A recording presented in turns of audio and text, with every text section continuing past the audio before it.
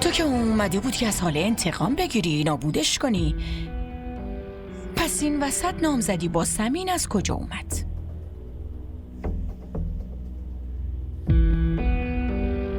توی تقدیرم نوشته شده بود، واسه همین شد.